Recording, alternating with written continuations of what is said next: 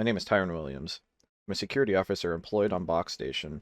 Goal is to keep the station safe and keep its crew members safe. I start the shift off like any security officer would. Make sure my gun's loaded, I make sure I have the proper equipment that I would need, and I introduce myself to a few co-workers. I do my usual patrols as security officers should, and unsurprisingly, nothing really happens in the first few minutes of the shift. I talked to a security officer who was slightly late and had to inform them that, yeah, nothing really happened.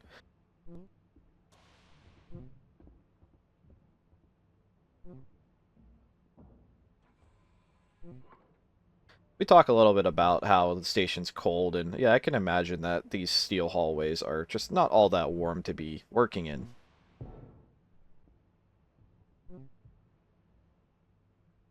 Several minutes pass, and again, I just continue patrolling through the hallways. I make short talk with the crew. You know, it's always good to stay connected to the people you're going to be hopefully protecting in the future. My patrol eventually led me back to security, and this is the beginning of an interesting scenario. The warden, I don't know too well. Well, I know a bit more about them now, but at the time I didn't really know too much about them personally. They informed me that they want me to go retrieve a bottle of whiskey, and I thought, that's not too odd of a request. So, at first there's no bartender, so I have to go back to security to inform them I failed on my mission. A long conversation between me, the head of security, and the warden about how the warden apparently drinks himself to death basically every single day, and they drink an excessive amount of 25 bottles a day, apparently. And I could only express my disbelief, because that doesn't sound remotely possible.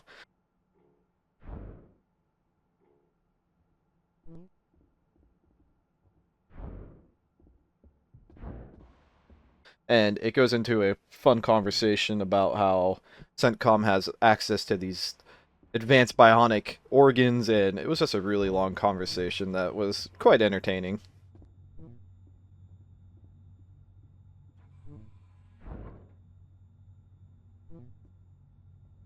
Finally, a bartender arrives in the middle of the conversation, and I take that as an opportunity to go complete my original mission. I go to the bartender, and I ask for a bottle, and that was pretty much it.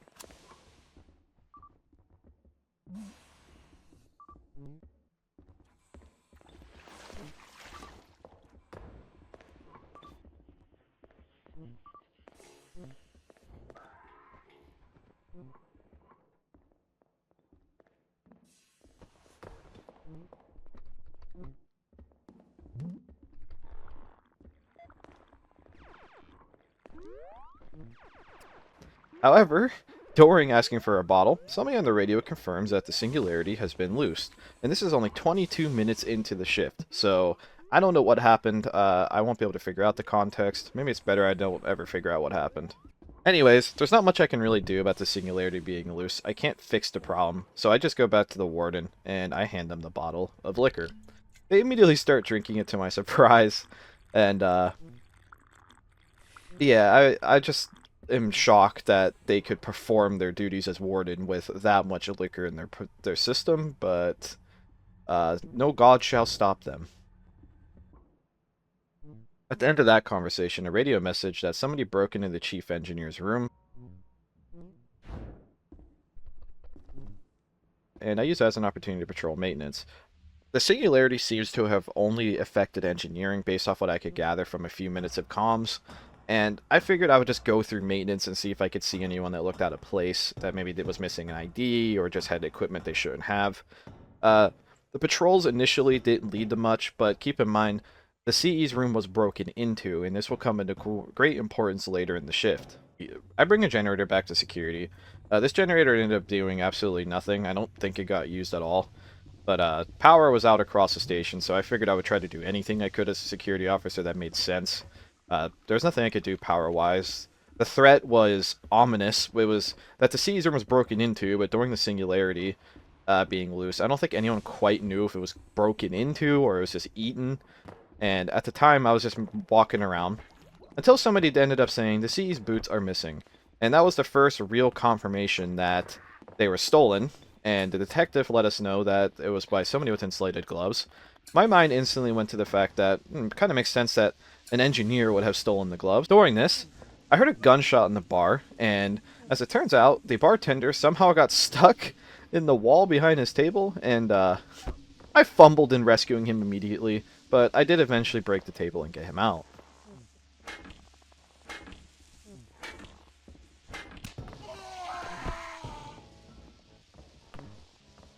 On my way back to security, there was a clown that was doing a fairly funny gimmick of sitting in the dark corner slipping people.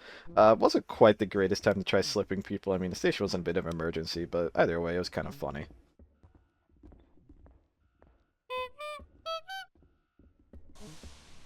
Power returned to security shortly, and God bless the engineering team for being able to actually get power back on, and I guess God bless us for being lucky enough that the singularity didn't eat everything. So the shift continued on for a short time.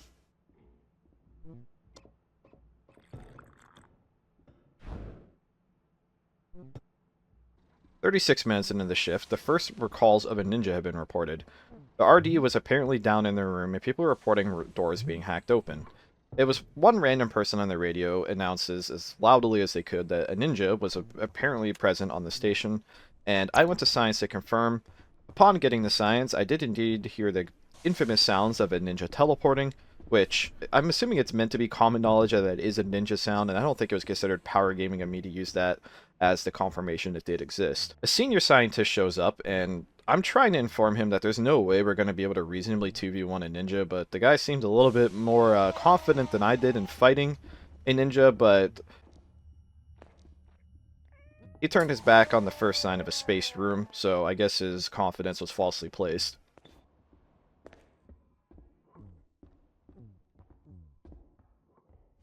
I go back to security, and I inform them that the ninja is indeed real, the science is spaced, we need suits, and we need guns. The arming up process took quite a long time. I'm not going to show the whole thing. It took over 3 minutes to just arm up 3 people. I don't really know why it was taking so long. But during that time period, this ninja had completely left science, and they moved up towards the dorm room slash security room, and the ninja ran past us through dorms, teleported into space, took quite a few bullets and a few laser shots, and their armor isn't super protected, so the ninja was definitely hurting at this point. And without me really being able to do anything due to my speed and lack of the correct weaponry in this situation, he teleported away, and I never saw him again. I never found him. I went after where I heard him, but I never found him, and for what I'm aware of this shift, I don't think anyone ever caught him.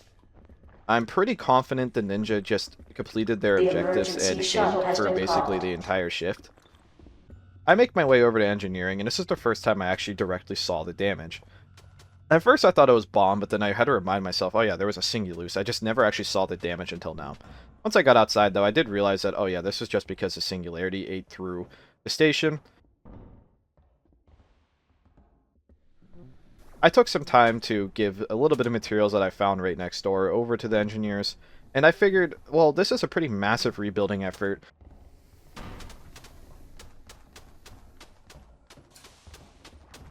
And there was a ninja that was not caught, at least as far as I'm aware wasn't caught, so I figured it made sense that I'd stay outside and help protect at least 4 engineers that were working on fixing the station. During our search for the ninja, on the radio we had a report that a security member had their shotgun stolen by a salvager that was reptilian. That information was partially correct, and it will come into play shortly.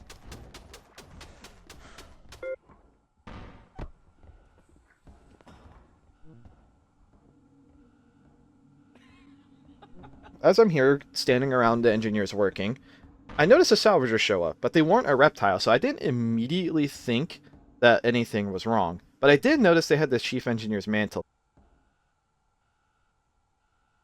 The locker was blown up, and the CE seemed to be trying to inform me that the locker was indeed just open. I didn't trust this, though, because remember, there was a salvager who stole a shotgun, and I was starting to doubt that there's a missing shotgun by a salvager, and they have stolen gear. So I figured that was a just cause for me to search them. I asked them one time to show me their bag, and they're saying that, oh, well, I stole more stuff than they originally told me.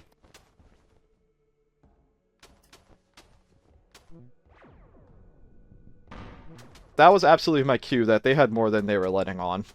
At this point, I pretty much knew they had the shotgun, But I decided I was going to keep trying to roleplay it out and give them a possible chance of giving it up, because just stealing a shotgun and like high contraband items like the boots is only a few minutes in the The break. emergency But shuttle has docked with the after my station. 5th or 6th request to tell them to drop the Attention. gun, they sigh. So I turn on combat mode, which is basically me grabbing my shotgun, and I said last chance.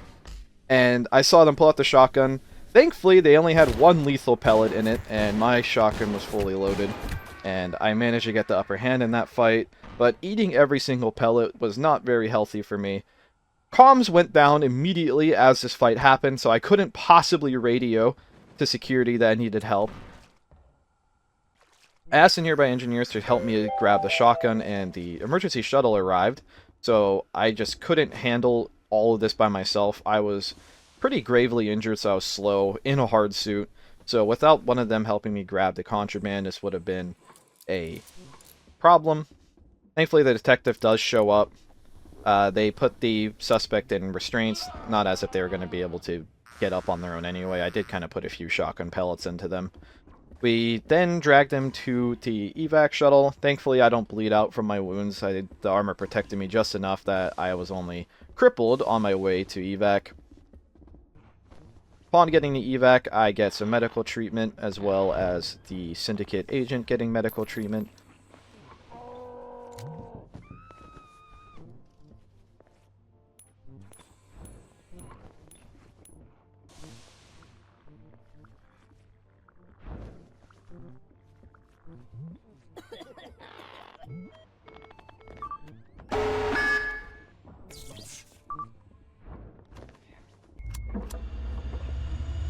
And that more or less sums up my shift. I thank the medical team, I smile, I wave, and I take a few minutes to relax.